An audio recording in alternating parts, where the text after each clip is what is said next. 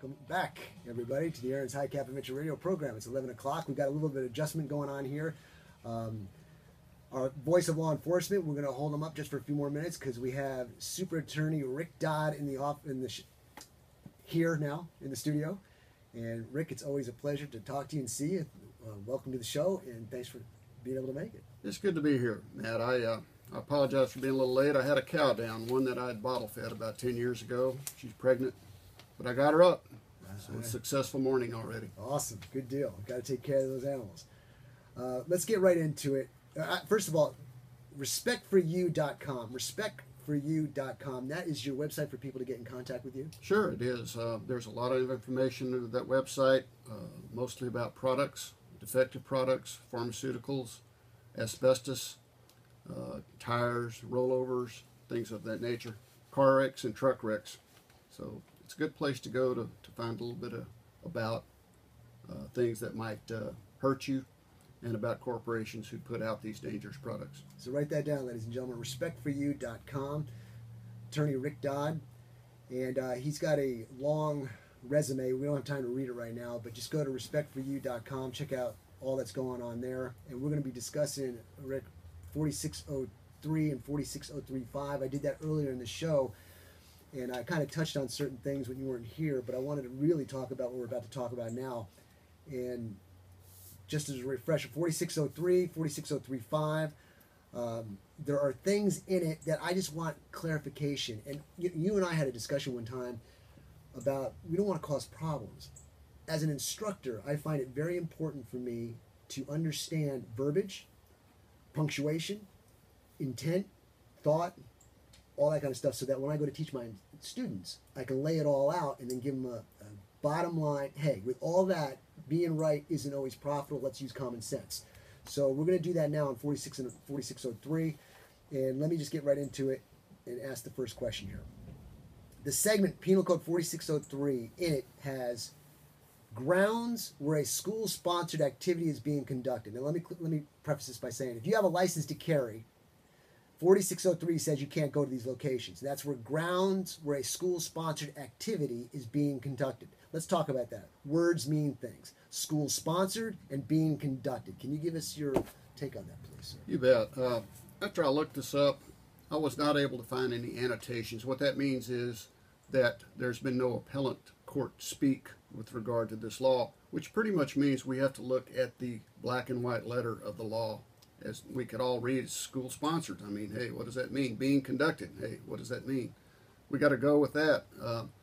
And you got to remember, some of these appellate courts, they reverse some convictions. We talked about one last week where a conviction was reversed, and it was reversed because the judge in the lower court, the district court, misinterpreted the law, basically. So he had plenty of time to react to the evidence. There were lawyers that presented the evidence. He had a lot of time to read the law and the briefs that were presented by the attorneys, but he still got it wrong. So we cannot always get it right. But again, school-sponsored, on premises, things of that nature, we know what those mean. Let me give an example. Maybe this will be even more clear, or maybe you'll teach me a thing or two here, and that is this. Let's say I'm going to the elementary school and I want to just walk track. However, there's a lot of kids with their mothers there. I'm not in a premise. I'm on property that is I'm being allowed to walk the track on. There's kids playing. That is not a school-sponsored activity. That is correct. But if all of a sudden the school decides kids are going out on break to do their thing because it's school under school regs, that is a school-sponsored activity. That would be my take on it. Okay, I would think so too. So what you also got to understand is it talks about buildings and things that are attached to buildings, like carports, like a bus awning that might be attached to the side of a building. That would be a building, and you wouldn't want to carry there anytime. Correct. Okay. All right. Because of lack of time, and we've got some other ones that we want to hit hard here, let's go to our next question. If you've read the newspapers before, you know there's some challenges, I believe it's here, in these courts and court offices, and government, court, or offices used by court. Now that doesn't mean the whole building, correct? So if you're carrying if you have a license to carry, can I go into a court building, the court building house there, but I can't go into the courtroom or offices that are adjacent to or being used by that courtroom, because then it would be illegal? Or do you have any other type of clarification on that? I think you've hit it. But one thing you got to be careful about here is government meetings. There was a government meeting in Hamilton County, for instance, where the county commissioner, Mr. Taffel, went, and with his handgun, he was given a warning by the sheriff. In fact, as he and the sheriff discussed the matter, he even wrote out a statement saying, "I understand, I can't carry the handgun." Then he got a letter from the county judge.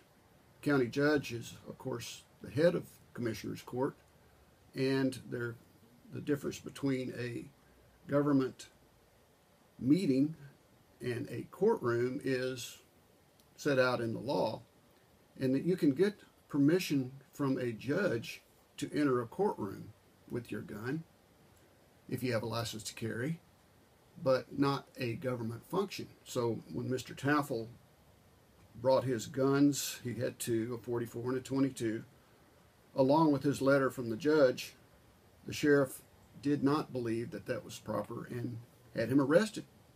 So Mr. Taffel winds up spending a lot of time and a lot of money because he thought he had it all figured out, but he didn't. And the appellate court ruled against him and said that he did not establish the affirmative defense of mistake of law as a matter of law. And of course, there's a lot to be said about that, and books written about that. But it just kind of goes to show that these rules aren't always so black and white as we'd like them to. That is why I love this segment, because you said it perfectly, and that is, he thought he had it all figured out. And that's what we're doing. We're trying to figure it out, but we also have to realize that there's variables, there's opinions, there's personal understandings, and that can cause a lot of challenges when it comes to this. Well, if he would have listened to the sheriff in the first place, he would have been okay. I mean, he wasn't there trying to cause any trouble in particular, but he and the sheriff had plenty of discussions about it. He should have known the difference between a courtroom and a government meeting, and that's where he made his mistake. Okay, let's go on to another one. I found this interesting. In penal, I give my students a little trick. They're always wondering, where can I go with a license to carry? And I said, well, stop worrying about all the places you can't go. All the places you can go. Worry about the places you can't go. I can list in Penal Code 4603 and Penal Code 46035 a total of 10 places, and then I give them 2 bonuses. The one that I want to read now is in Penal Code 46035, but I don't understand why it's there. Maybe you can give me some insight. And it is, why would they put a 51% business in a Penal Code 46035? Why wouldn't it be in Penal Code 463 where it says you just can't go there? I don't understand the difference in the situation. Can you clarify that? Well, a lot of times laws are written and then more laws are passed. Like you might have a 46.03 and then a 46.04, and then they come in and pass a law that says you can open carry, and they stick it into 46035 because it's pretty close between them. They leave enough room where they can get a 46031 or a 46036 as they're writing these laws. But that's why they have different laws. I think when you look at 46035, it talks about some open carry situations. That may be it. You know, frankly, I don't know, Matt. They do the best they can to try to make it clear, but again, these books are so thick, and there's always going to be some difficulties. I read law and I go, okay, makes sense. And I'm teaching my students, I go, I got no problem with that. But then this one, it's that gray area. It causes confusion. So I'm trying to just get the experts to give me insight so that we can, I tell people this all the time. Until I have to act, I'm going to glean information. I'm going to get all this information from all these different advisors and people. And then when it comes time to act, I will put all that stuff in my brain and make my final decision. But since I have the time, I want to utilize it and gather the experts to give me some insight so that bottom line is I make my own decision. All right, let's talk intoxication. What does that mean in a license to carry scenario? I know what it means in driving, 0.08 or more, but in license to carry, it's officer's judgment or of impairment, correct? That's correct. And, you know, intoxication, it is confusing, no doubt about it. I mean, I've met fellows who cooked stew back when I was a kid over in Dutchtown, and it seemed like they drank enough beer to cause me to pass out, but they never acted any different. So I think they might have been able to carry today and not have a problem after drinking 10 beers. I mean, really, they didn't act any different. Whereas if I were to drink 2 beers, I might stumble and shoot myself. There's also this deal about public intoxication, and public intoxication brings us into an area where we would be a danger to ourselves or to others. Now, if you're packing a firearm, it's, the danger could be enhanced. So perhaps the officer could rightly arrest someone and a jury could rightly convict someone, even though without that firearm, they may not be a public risk to themselves or to someone else. You follow what I'm trying to say? I get you, but based on what I teach and what I'm reading in my books, I want to apply it to the question again, and maybe you can give more clarity on it. It does not need to be a .08 for a licensed carry holder to That's be correct.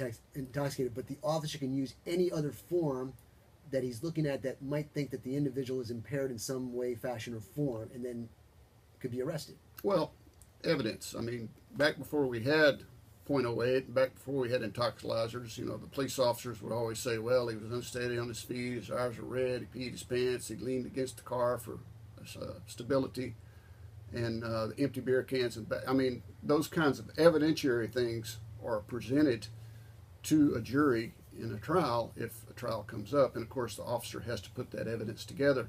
A .08 may or may not be convincing to a jury. Certainly it would be evidence. Okay.